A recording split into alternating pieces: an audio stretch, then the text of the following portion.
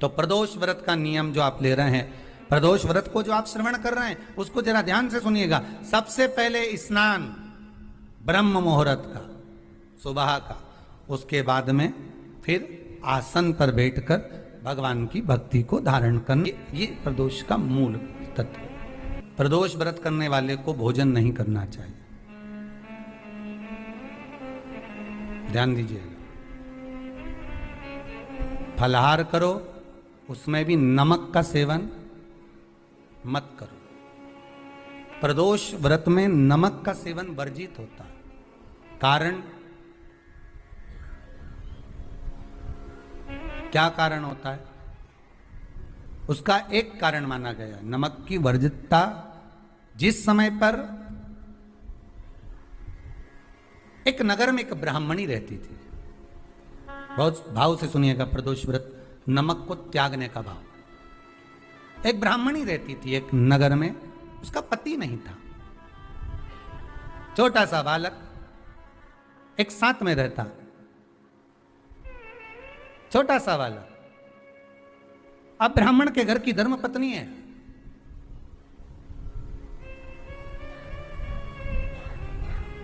ब्राह्मण कर्मकांड करने वाला, पूजन करने वाला, पाठ करने वाला, अनुष्ठान करने वाला, पूजन करने वाला, मंत्र जाप करने वाला, भगवत भक्ति में डूबने वाला। ब्राह्मण तो चले गया, ब्राह्मणी बच्चे के साथ रह रही। क्या करे वो? अकेली निवास कर रही, अकेली रह रही है।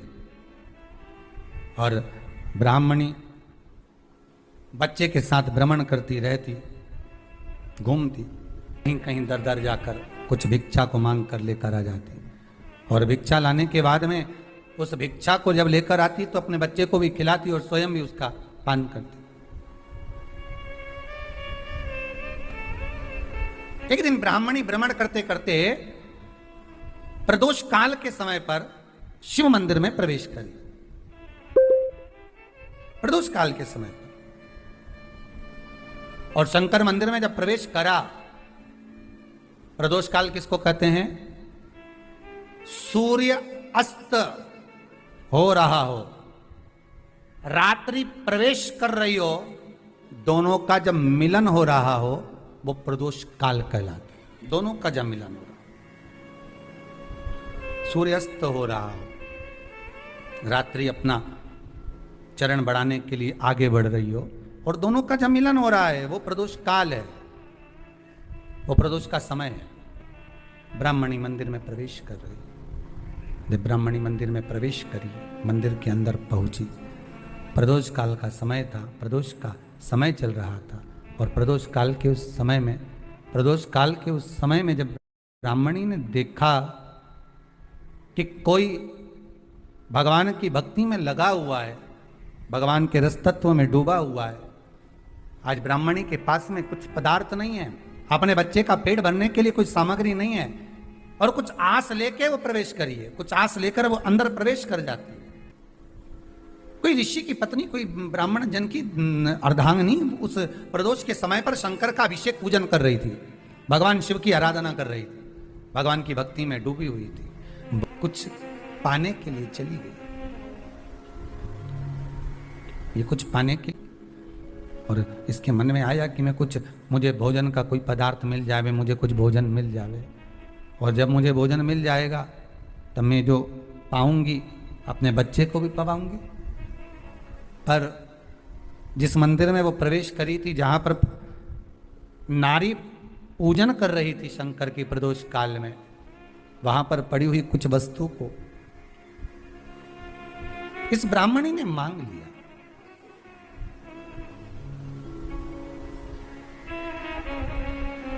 मेरे बालक को बहुत भूख लगी है, मेरा बच्चा बड़ा भूखा है, इसके भोजन के लिए थोड़ी सी सामग्री दे दीजिए, इसके भोजन के लिए थोड़ा सा कुछ रस तत्व दे दीजिए। उसने उठाया थोड़ा सा पदार्थ, कुछ जो उसके पास में था वो दिया। जब दिया तो देने के बाद जब उसे प्राप्त हुआ, और होने के बाद में जब वो मिल गया उसको, तो उसने उस समय पर उस पदार्थ को जैसे ही मुख में लिया, लेते ही कहा इसमें तो स्वाद नहीं है।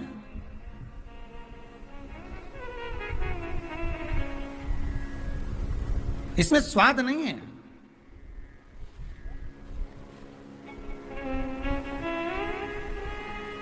उस ब्राह्मणी ने बड़ा सुंदर एक संवाद कहा।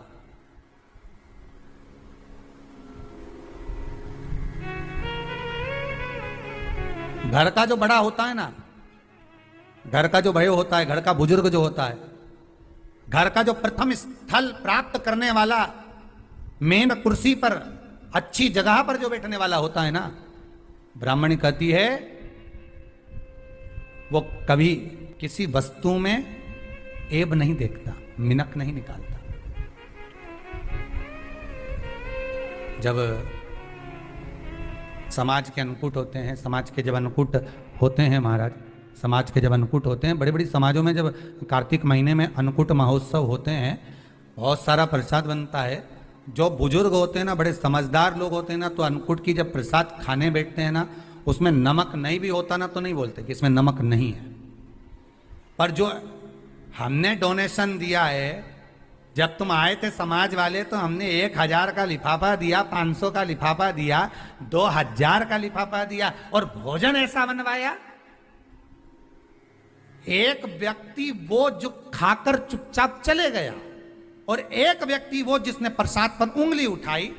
इन दोनों को अन्नकूट की तारीख पे इनका नाम लिख लो, और अगला अन्नकूट आए तब दोनों की दशा देखना। एक जो चुपचाप खाकर चले गया, भगवान के प्रसाद को प्रसाद मानकर, प्रभु का दर्शन मानकर लेकर चले गया, वो उन्नति की सीढ़ी पर चढ़ता चले गया, और जो मिनक निकालता रहा वो साल भर खटर पटर की जिंदगी जीता रहा। भगवान के प्रसाद में कभी भी ध्यान रखिएगा, भगवान के प्रसाद के अंतर्गत स्वाद की कोई मूलता नहीं होती। भगवान का प्रसाद स्वयं स्वाद है। भगवान के प्रसाद में नमक नहीं देखना, मिर्ची नहीं देखना, भगवान के प्रसाद में शक्कर नहीं देखना, भगवान के प्रसाद में कुछ ये नहीं देखना कि कितना माल डला, कितना घी, कितना बादाम, कितना काजू, कितना इलायची डला। हाँ, यहां तक शास्त्र कहता है कि भगवान का प्रसाद अगर बन रहा है तो उसकी सुगंध भी नहीं ली जाती है महाराज। यहां तक शास्त्र कहता है, जब तक भगवान उसको पानी ले तब तक उसका सुगंध भी नहीं ली जाती।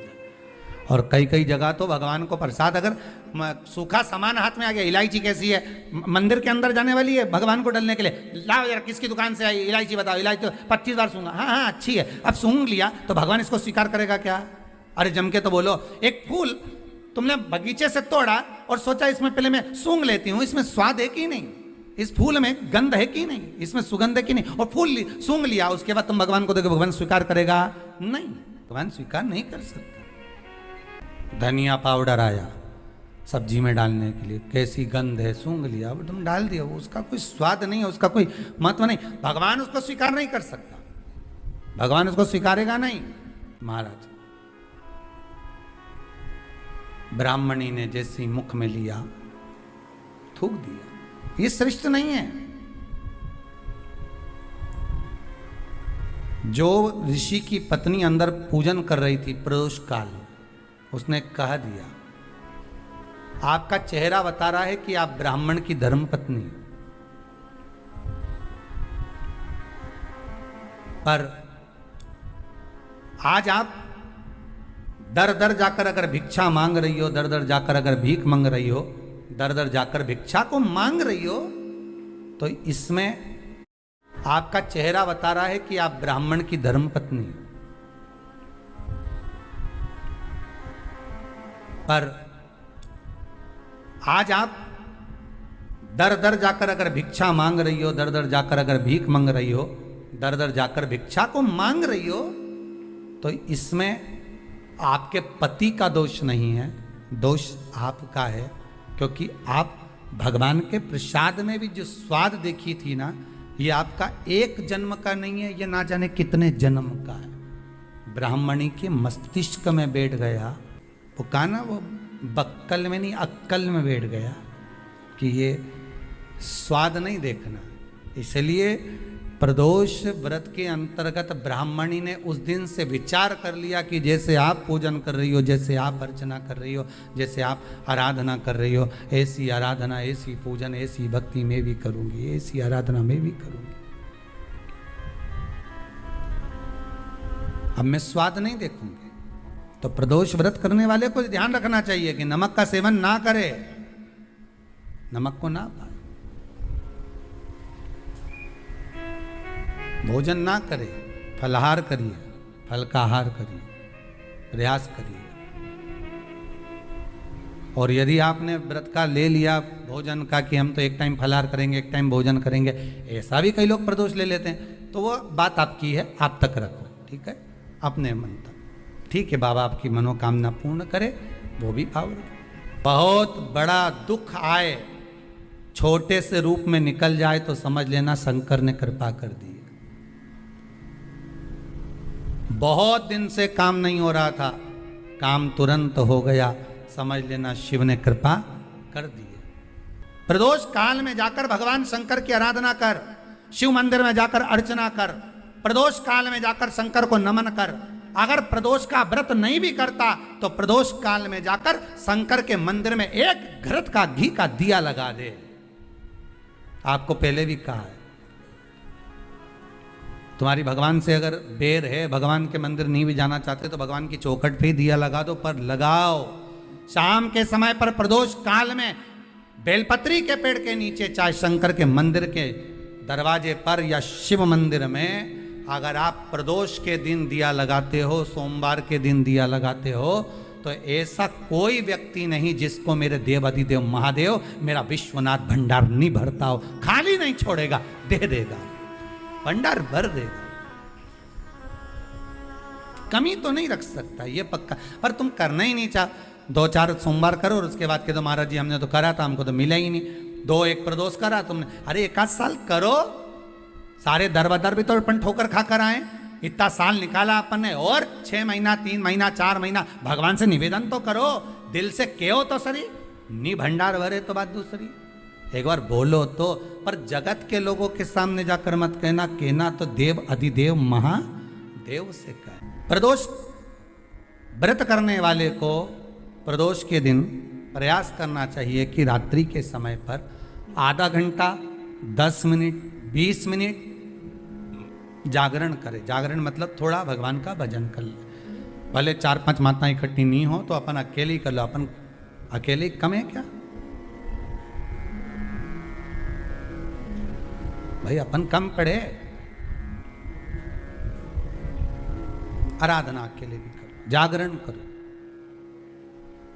जब आपकी 11 प्रदोष हो जाए, 26 प्रदोष हो जाए, तब उद्यापन करो। उद्यापन 2 ब्राह्मणों को जोड़े से बुलाओ, ब्राह्मणों को जोड़े से बुलाकर उनके चरणों की पूजन कर कर, आराधना कर कर, सुंदर मंडप तैयार कर कर भगवान का, उसमें सुंदर रंगोली डालकर, मंडल बनवाकर पूजन करो शंकर भगवान की प्रदोष का। एक दिन पहले गणेश की आराधना करो, पूजन करो, और प्रदोष वाले दिन जो मंडल बनाए हैं पूजन अर्चना करने के लिए, जो स्थान दिया है, उसकी आराधना करो। खीर की आहुतियाँ दीजिए 108 बार। जो ब्राह्मण आए उनके माध्यम से मंत्रों द्वारा पूजन कराकर खीर की आहुतियाँ दीजिए शिव नाम। महाराज फिर ब्राह्मणों को जोड़े से भोजन कराकर, चरणों को नमन कर कर, दक्षिणा प्रदान कर कर, निवेदन कर कर ब्राह्मणों से कहें, हे ब्राह्मण देवता, आप हमें आशीर्वाद प्रदान करें कि जिस प्रदोष का हमने व्रत किया है उस व्रत का पुण्य फल हमें प्राप्त हो। ऐसा ब्राह्मण चरण को नमन कर कर, प्रणाम कर कर उनसे अपने मस्तक पर अक्षत छुड़वाएं, फिर नमन कर कर, भोजन कराकर विदा करें। शाम को भगवान का जागरण करें। ऐसे प्रदोष व्रत का उद्यापन कर अपने जीवन को सार्थक बनाएं। ऐसा सुंदर प्रदोष व्रत का व्याख्यान वर्णन स्कंद पुराण में करा गया। वही स्कंद पुराण का प्रदोष व्रत का वर्णन आपको शिव महापुराण के इस सुंदर संवाद में किया गया। दुख की जिंदगी चल रही है, बेलपत्र लीजिए और 7 चावल के दाने इस बेलपत्र के मध्य वाली पत्ती पर रख लीजिए। जो बेटा बेटी बहुत प्रयास कर रहे हो, बहुत कंपटीशन एग्जाम दे रहे हो, बहुत मेहनत कर रहे हो, और उसके बाद भी बहुओं का, बेटियों का, बेटों का अगर कहीं जॉब नहीं लग रहा और कहीं सिलेक्शन हो ही नहीं रहा और बहुत हार चुके हैं, तब एक बेलपत्र 7 चावल के दाने मध्य पत्ती पर 7 चावल के दाने, एक घिसे हुए चंदन की गोली, पीला चंदन को घिस कर उसकी एक गोली बनाए, एक गोली गोल कर कर शिवपिंडी जैसी, शिवलिंग जैसी गोली बनाकर उस चावल के दाने पर रख लो। एक स्थान पर रखकर घर के अंदर ही उसका पूजन कर लो, कर कर दिए से आरती कर कर ऐसी कैसी ही बेलपत्र अशोक सुंदरी वाली जगह पर आकर रख दीजिए। ये किसी भी प्रदोष के दिन या किसी भी सोमवार की अष्टमी के दिन या किसी भी विशेष शिवरात्रि के दिन आप ये एक बार केवल करना है और अपने मन की कामना कर कर उसको रखकर बाबा को घी का 2 दिया लगाकर आ जाना है। मेरा भोलेनाथ आपका हाथ पकड़कर आपको कंपटीशन एग्जाम में विजय दिलाएगा। जिस महीने में जो प्रदोष पड़ा करे, जब प्रदोष पड़े, बन सके 1 बेलपत्र, बन सके 5 बेलपत्र, शमी पत्र, हरे मूंग, हरा मूंग, बेलपत्र, एक कलश के अंदर थोड़ा सा पानी लेकर 1 बेलपत्र, हरा मूंग, शमी पत्र डालकर और उसमें थोड़ा सा गुड़ डालकर भगवान शिव का स्मरण कर कर प्रदोष काल में, मान लो कोई काम आपका बहुत जरूरी है, बहुत दिनों से आप थक गए हैं, नहीं हो रहा, कर्जा बढ़ रहा है, धन नहीं आ रहा, व्यापार नहीं चढ़ रहा, या कोई समस्या बहुत प्रबल है, कोई एग्जाम में बैठ रहे हो, नहीं हो रहा, परीक्षा भी दे दी है, रिजल्ट आने ही वाला है, तो भी प्रदोष काल में, प्रदोष के समय वो जल, मूंग, समीपत्र और बेलपत्र और गुड़ का शंकर के शिवलिंग को समर्पित करना प्रारंभ कर दो। 2 या 3 प्रदोष करोगे, बाबा आपकी मनोकामना शीघ्र पूर्ण कर देगा। 2 या 3 करो, बाबा करे।